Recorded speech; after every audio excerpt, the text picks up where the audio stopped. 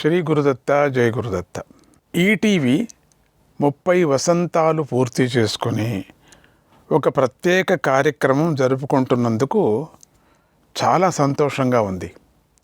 ఈ సందర్భంగా ఈటీవీ యాజమాన్యం వారికి, సిబ్బందికి, ప్రేక్షకులకు దత్తస్వామి శుభాశిస్సులు.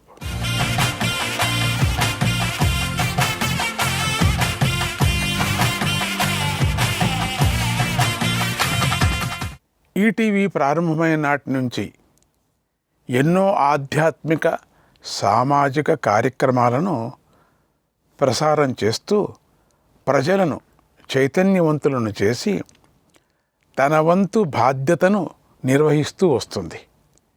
జయప్రదంగా ముందుకు సాగుతోంది. ఈటీవీ ప్రపంచానికి అందుబాటులోకి వచ్చిన నాటి నుంచి ఇప్పటి వరకు కూడా ధర్మాన్ని, సామాజిక నీతిని ప్రచారం చేస్తూ ప్రజలలో ఆధ్యాత్మిక చైతన్యాన్ని, విశేషమైన స్ఫూర్తిని నింపుతూ వచ్చింది. ఇటువంటి ఈటీవీతోనూ, ఈటీవీ ప్రేక్షకులతోనూ స్వామీజీ వారికి ప్రారంభం నుంచి కూడా మంచి అనుబంధం ఉంది. ఈటీవీ సంస్థాపకులైన రామోజీరావు గారి సూచనలను పాటిస్తూ వారి చూపించిన మార్గంలో సాగుతూ ఉన్న యాజమాన్యం వారికి, కార్యకర్తలకు, ప్రేక్షకులకు మరొక్కసారి దత్తస్వామి ఆశీస్సులు అందిస్తూ ఈ 30 వసంతాల పండుగ జయప్రదంగా సాగుగాక. ఈటీవీ మరింత అభివృద్ధి చెంది ఇటువంటి పండుగలే మరెన్నో జరుపుకొనుగాక అని అందరినీ ఆశీర్వదిస్తూ జై గురుదత్త, శ్రీ గురుదత్త.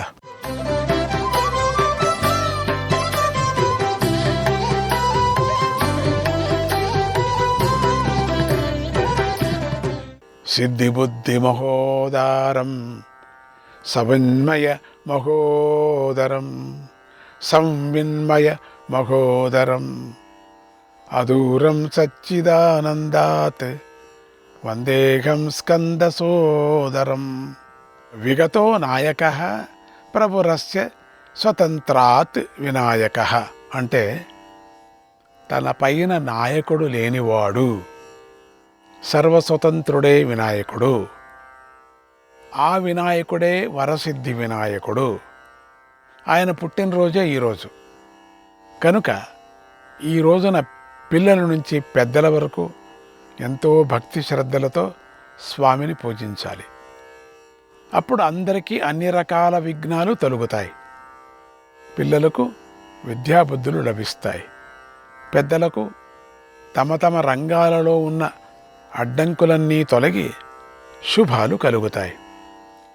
ఆదౌ పూజ్యో గణాధిపః. మొట్టమొదటిగా స్వామిని పూజించాలి. ఎందుకంటే పూర్వం జగన్మాత గణేశుడికి, ఓ గణేశ, దేవతలందరికన్నా నీకే ముందుగా పూజ జరుగుతుంది, అందరూ నీకే మొదటిగా దండం పెట్టాలి అని వరమిచ్చింది. కనుక అందరూ విధిగా ముందుగా గణపతి దేవుణ్ణి పూజించాలి. గణపతి అవతరించిన కథను పురాణం ఇలా చెప్పింది. పూర్వం కృతయుగంలో గజాసురుడు అనే శివభక్తుడు ఉండేవాడు. అతడి తల అచ్చం ఏనుగు తలలాగానే ఉండేది. అతడు కొన్ని వేల సంవత్సరాలు శివుడి గురించి తపస్సు చేశాడు. అందువల్ల అతడిలో క్రూరత్వం తొలగిపోయింది. అంటే లోకానికి హాని చెయ్యాలనే బుద్ధి తొలగిపోయింది. కానీ అతడిది తమోగుణంతో కూడిన జన్మ కదా. అందుచేత అతడికి లోపల ప్రేమ రూపంలో కొంత స్వార్థం మిగిలింది. ఇలా ఉండగా ఒకనాడు శివుడు అతడి తపస్సుకి మెచ్చి ప్రత్యక్షమై, ఓ గజాసుర, నీ తపస్సుకు నేను చాలా సంతోషించాను, కనుక ఏదైనా వరం కోరుకో అన్నాడు. అప్పుడు గజాసురుడు పొంగిపోయి, ఓ దేవా, నువ్వు నా కడుపులో ఉండిపో అని కోరాడు. ఇలా అతడిలో స్వార్థం అనే రాక్షసత్వం తొలగలేదు. సర్వంతర్యామిని తన పొట్టలో బందీ చేసుకున్నాడు. అప్పటి నుంచి శివుడు గజాసురుడి కడుపులోనే ఉండిపోయాడు. ఇటు పార్వతీదేవి శివుడి కోసం చాలా రోజులు ఎదురుచూసి విషయం గ్రహించి దుఃఖించింది. వెంటనే విష్ణువును శరణు వేడి సహాయం చేయమని కోరింది. ఆయన మంచి ఉపాయాలు కలవాడు కదా. తక్షణమే ఆయన అమ్మవారి కోరిక తీర్చాలని ఒక ఉపాయాన్ని పన్ని తాను రైతుగా మారిపోయాడు. సన్నాయి పట్టుకొని ఊదుతూ నంది వంక చూశాడు. నంది మహావిష్ణువు యొక్క అభిప్రాయాన్ని అర్థం చేసుకొని వెంటనే గంగిరెద్దు అయిపోయాడు. వారిని చూసి బ్రహ్మదేవుడు తాను కూడా వేషం మార్చుకొని వచ్చి డోలు వాయించాడు. వారిని దేవతలు చూసి తాము కూడా వేషాలు మార్చుకొని వచ్చి వారి పాటకు అనుగుణంగా తాళాలు వాయించారు. ఆ తర్వాత అందరూ మహావిష్ణువుతో కలిసి గజాసురుడి వద్దకు వెళ్ళారు. అక్కడ మహావిష్ణువు నందిని చూసి రాజుగారి ముందు నీ కళను ప్రదర్శించు అని పాట అందుకున్నాడు. నందీశ్వరుడు అద్భుతంగా నృత్యం చేశాడు. దేవతలు చక్కగా తాళం వేశారు. అటువంటి నృత్యాన్ని చూసి గజాసురుడి హృదయం ఎంతో సంతోషించింది. వెంటనే అతడు, ఓ కళాకారులారా, అందరు ఏదైనా వరం కోరుకోండి అన్నాడు. వెంటనే మహావిష్ణువు నిజం బయట పెట్టేసి ఇలా అన్నాడు, ఓ గజాసుర, ఈ గంగిరెద్దు సాక్షాత్ నందీశ్వరుడు. ఇతడు శివుణ్ణి కోరుతున్నాడు. శివుడు వచ్చి తన మీద కూర్చోవాలని అనుకుంటున్నాడు అని అన్నాడు. ఆ మాటలు విని గజాసురుడికి నేను మరణిస్తేనే మృత్యుంజయుడు బయటికి వస్తాడు అనే విషయం అర్థమైపోయింది. తక్షణమే గజాసురుడు శివుణ్ణి ఇలా ప్రార్థించాడు, ఓ దేవా, నువ్వు ఎవరికీ చెందకూడదును. నాకొక్కడికే చెందాలనే స్వార్థంతో నేను ఆరాధించాను. నీ మనస్సు గెలిచి నిన్ను నా పొట్టలో దాచుకున్నాను. అందుకు నన్ను క్షమించు. సరే, నేనిప్పుడు మాట ఇచ్చేశాను. నీ భక్తుడిని కాబట్టి ఇచ్చిన మాటను వెనక్కు తీసుకునే అలవాటు నాకు లేదు. అంచేత నేను ఏమైనా పర్వాలేదు, కానీ నా ఒక్క కోరిక తీర్చు. అదేమిటంటే నా తల మాత్రం ఎప్పుడూ నీ దగ్గరే ఉంచుకో. దానిని గౌరవనీయమైనటువంటి స్థానంలో ఉంచు అని కోరాడు.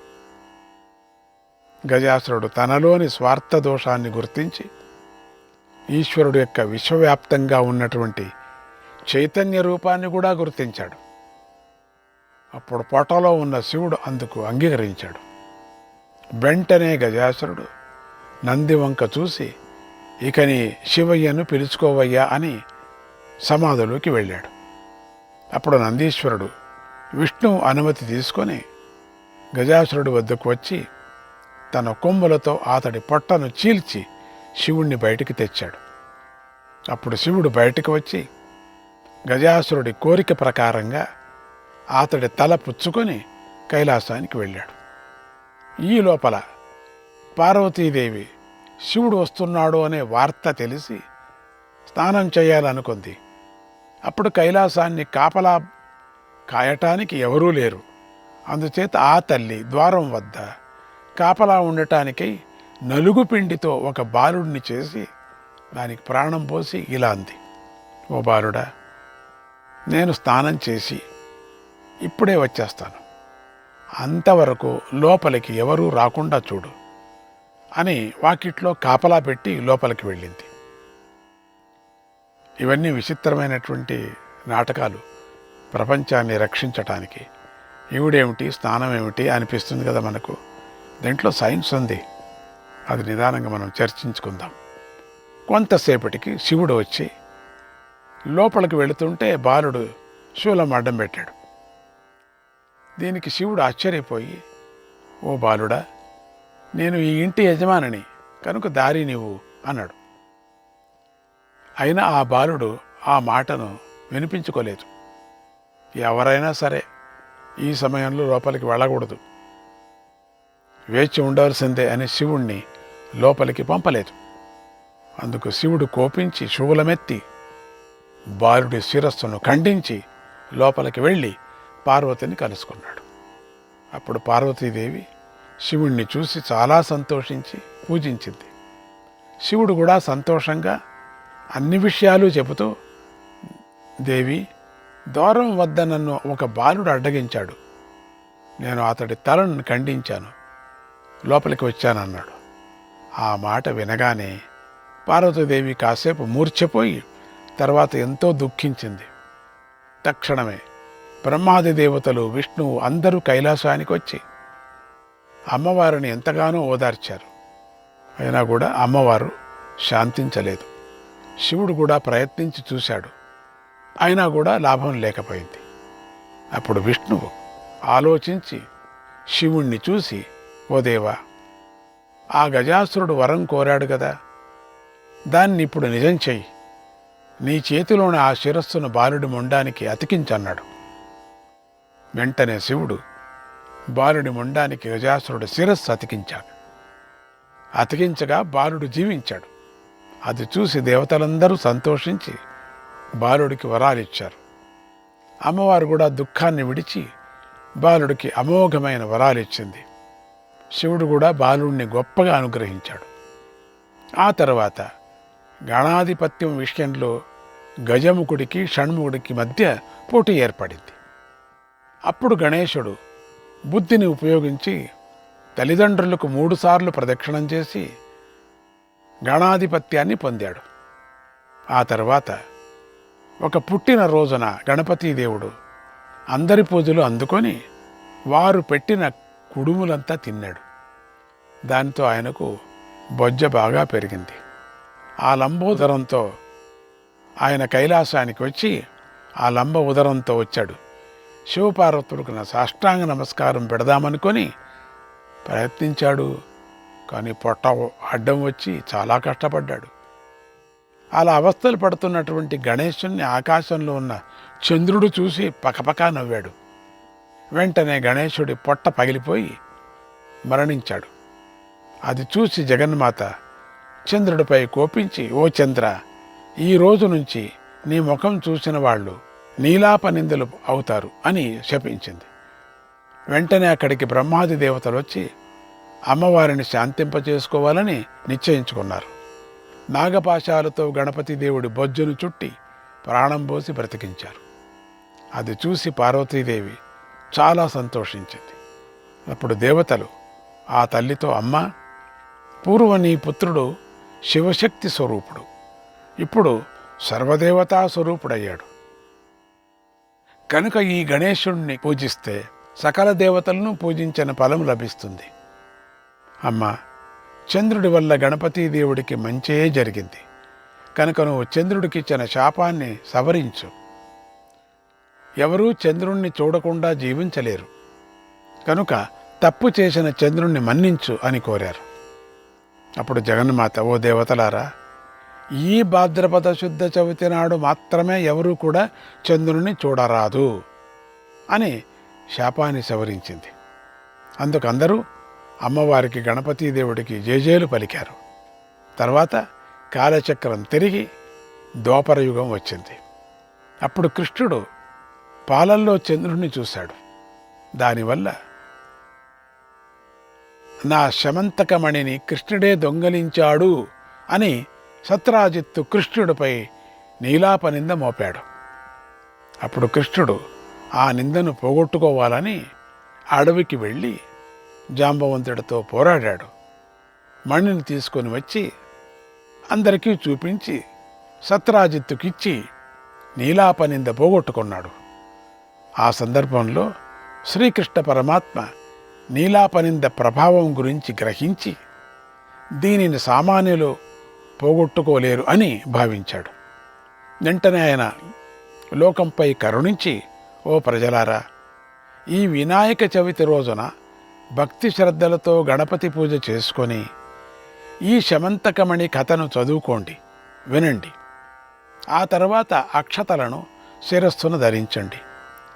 అటువంటి వారికి పొర్రపాటున చంద్రుణ్ణి చూసినా దోషం తొలగుతుంది అని అనుగ్రహించాడు.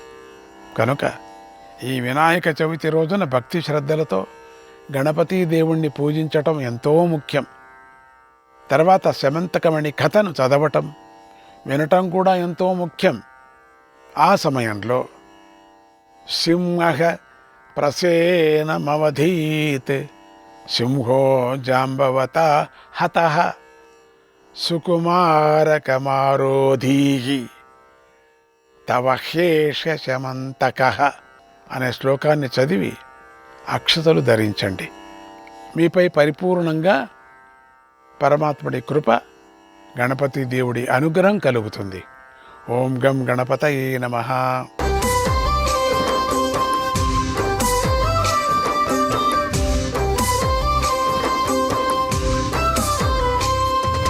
हे गणपा हे नकपा हे त्रिभुवनपा, हे गणपा हे नकपा हे त्रिभुवनपा, हे विपुल कृपा पालय गणपा, हे विपुल कृपा पालय गणपा, हे गणपा हे नकपा हे त्रिभुवनपा, हे विपुल कृपा पालय गणपा, पालय गणपा.